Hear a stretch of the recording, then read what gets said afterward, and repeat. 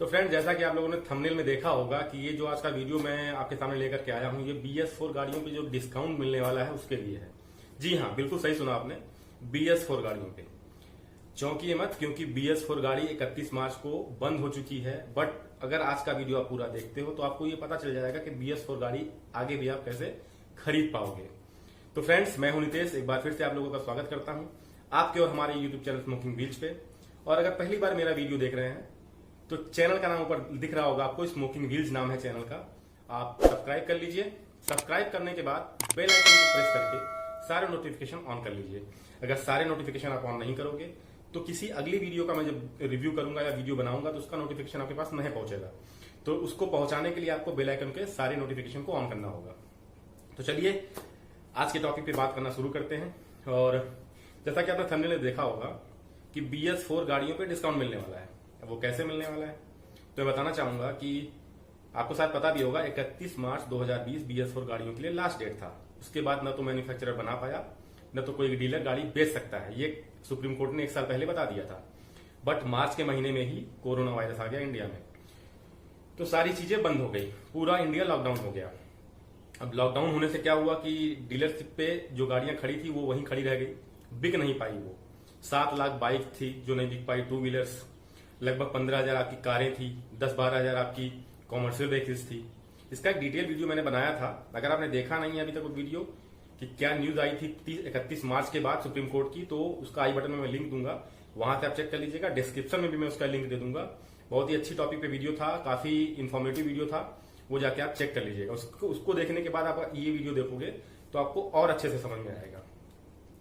तो अब डीलर गाड़ी बेच नहीं पाया 31 मार्च के बाद, तो वो क्या किया डीलरों ने, अपने एसोसिएशन, जो फाडा उनका एसोसिएशन है और CN जो ऑटोमोबाइल का एसोसिएशन है, उनके थ्रू ये लोग सुप्रीम कोर्ट चले गए कि हमें और मोहलत दिया जाए, क्योंकि कोरोना वायरस आ गया 31 मार्च के बाद।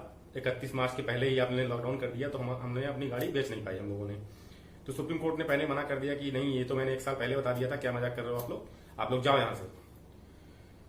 फिर क्या हुआ कि सुप्रीम कोर्ट ने सोचा ठीक है, लॉकडाउन चल रहा है तो इनको थोड़ा मोहलत दे दिया जाए। तो उसने 10 दिन का मोहलत दिया। लॉकडाउन जिस दिन खुलेगा उसके 10 दिन आगे 10 दिन का मोहलत दे दिया।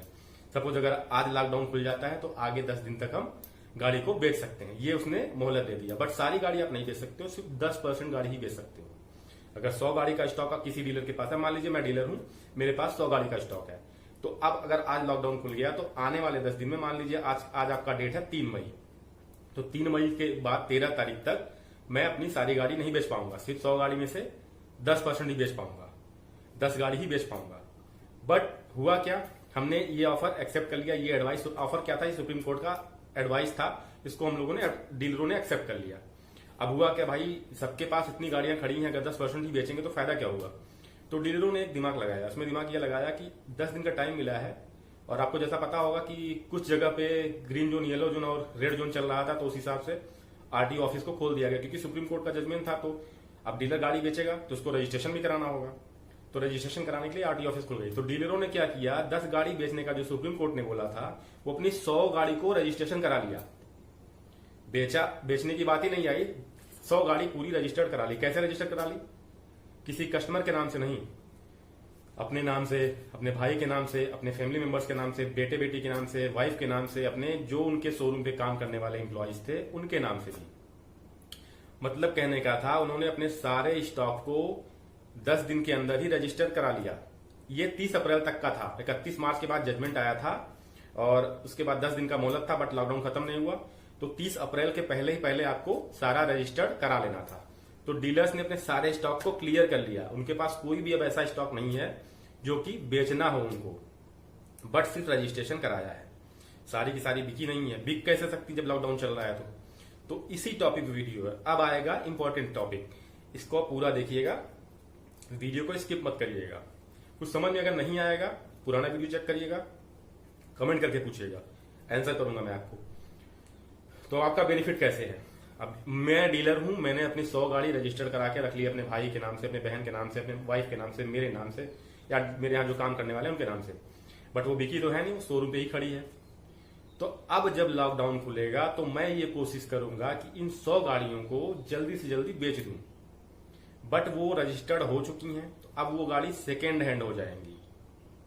ठीक है, ध्यान से सुनिएगा, एक बार उसका रजिस्ट्रेशन हो चुका है, दोबारा अब वो गाड़ी जब बिकेगी तो वो सेकंड हैंड मानी जाएगी।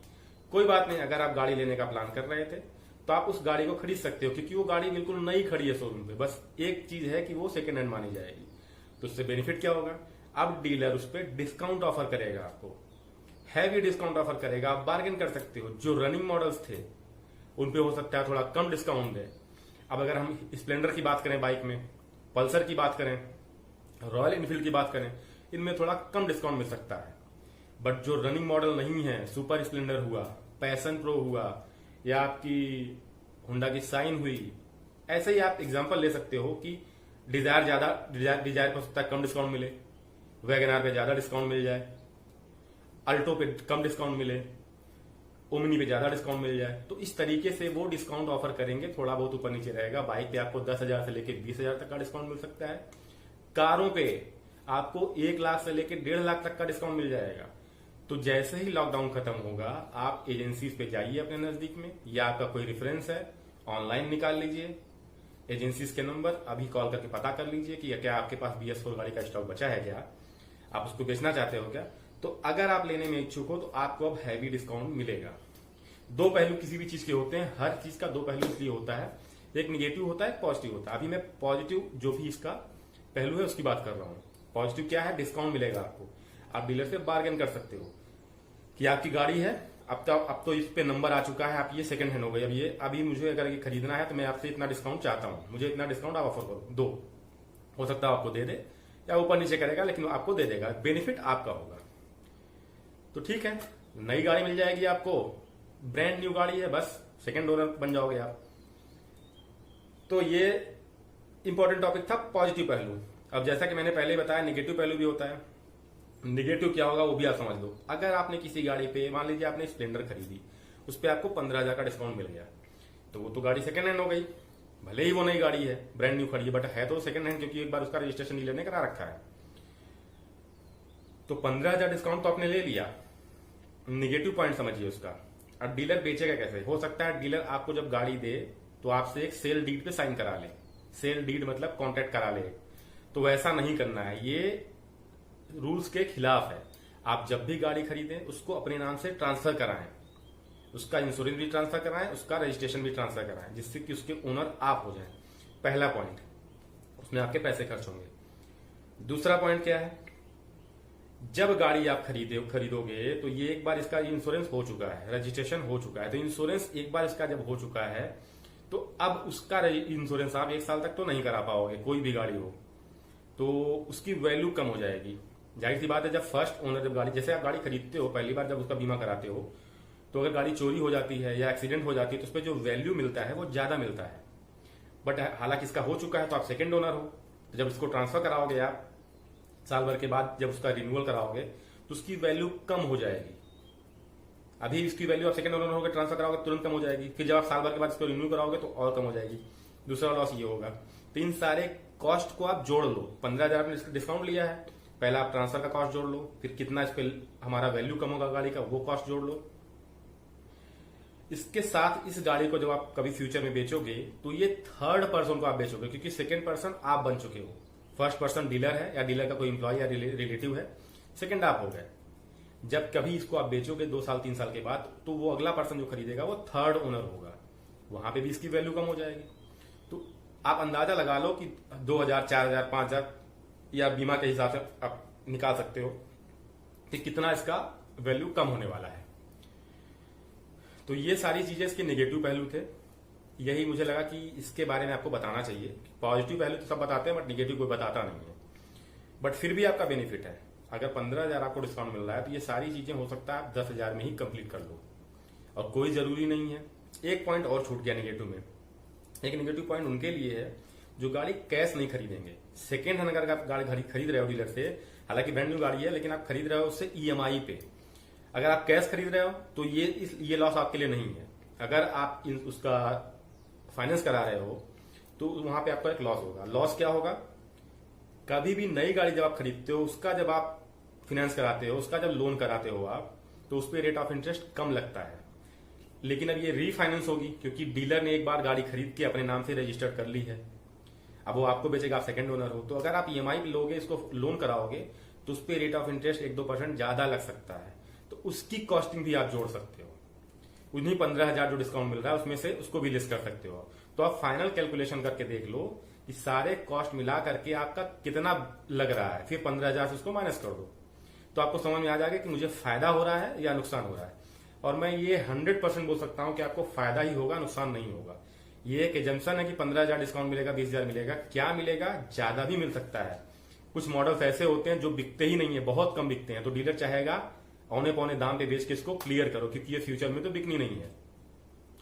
तो आपके लिए एक मौका है, जल्दी जाइए शोरूम पे और लॉकडाउन के बाद और नई गाड़ी का फायदा उठाइए।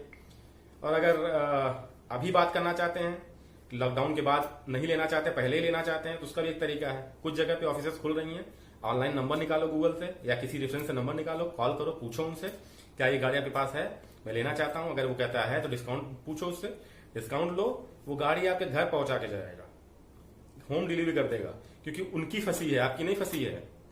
तो अच्छा मौका है, इस मौके का फायदा उठाओ। मुझे लगा ये इन्फॉर्मेशन आप तक शेयर करना चाहिए।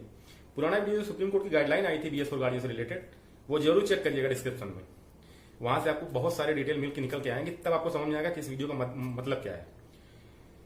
तो मुझे लगा इस पे भी एक वीडियो बनाना चाहिए, आप लोग तक ये इन्फॉर्मेशन पहुंचानी चाहिए, तो इसीलिए मैं इन्फॉर्मेशन लेके आया। तो उम्मीद करता हूं आपको वीडियो आज का अच्छा लगा होगा। अगर अच्छा लगा, किसी को गाड़ी लेनी है, आपके दोस्त मित्र यार को या रिलेटिव को, उनके तक ये वीडियो पहुंचाइए, उनको बताइए, ये वीडियो देखें, उनको समझ में आ जाएगा। तो बस आज के लिए इतना ही, जल्दी मिलूंगा किसी दूसरे टॉपिक के साथ या किसी दूसरी गाड़ी के रिव्यू के साथ। ऐसे ही बने रहिए मेरे चैनल पे और मुस्कुराते रहिए, हंसते रहिए, अपनी फैमिली के साथ घर में टाइम स्पेंड करिए। तो आज के लिए बस इतना ही। Thank you very much, take care, bye bye, जय हिंद, वंदे मातरम।